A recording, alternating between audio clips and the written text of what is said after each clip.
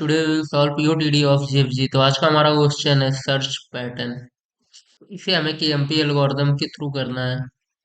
और इस क्वेश्चन में हमें दो स्ट्रिंग गिवन है, TXT और पाथ। तो हमें ये बताना है कि जो पाथ है वो TXT में कहाँ कहाँ पे प्रेजेंट है। जिस इंडेक्स से स्टार्टिंग है उस इंडेक्स की वैल्यू हमें एक वेक्टर में डाल के रिटर्न करनी है।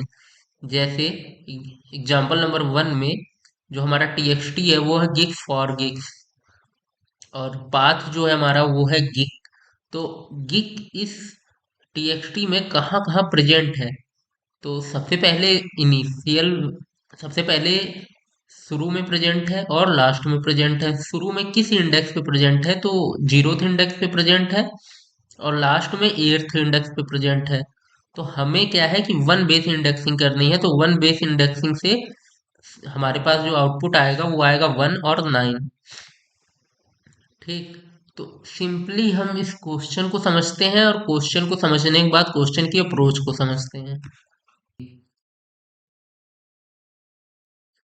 ये हमारे पास TXT की वैल्यू थी, और पाथ की वैल्यू क्या थी?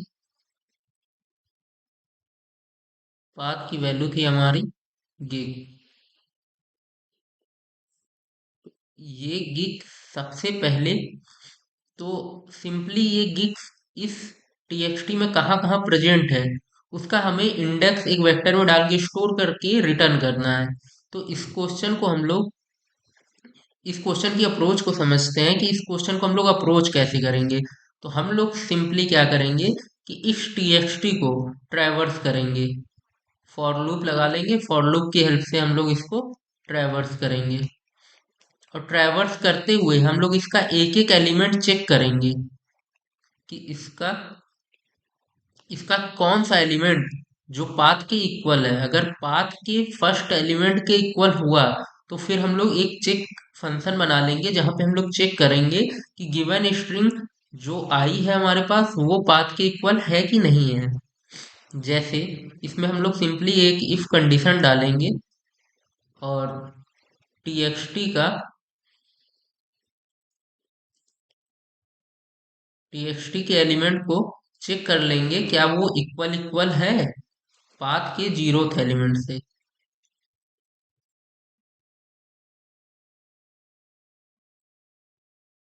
अगर पाथ के 0th एलिमेंट के इक्वल है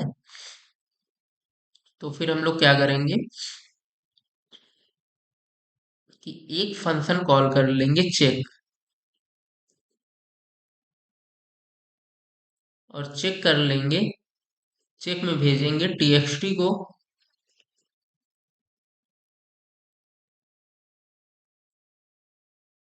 पाथ को, कॉमा पाथ की साइज को, और TXT में किस पोजीशन तक हम लोग ट्रैवर्स कर चुके हैं इसको। अगर ये वैल्यू ट्रू रिटर्न करती है तो हम लोग क्या करेंगे कि एक वेक्टर ऊपर इनिशियलाइज कर लेंगे जिसमें हम लोग पुश कर लेंगे उस इंडेक्स की value v dot push back i+1।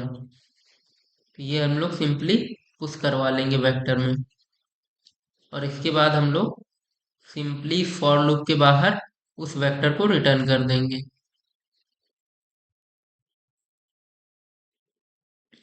तो इसकी अप्रोच बहुत ही सिंपल है कि हम लोग क्या कर रहे हैं कि हम लोग TXT को ट्रैवर्स करेंगे, और इसके जितने भी एलिमेंट हैं उनको पाथ के 0th एलिमेंट से मैच कराएंगे।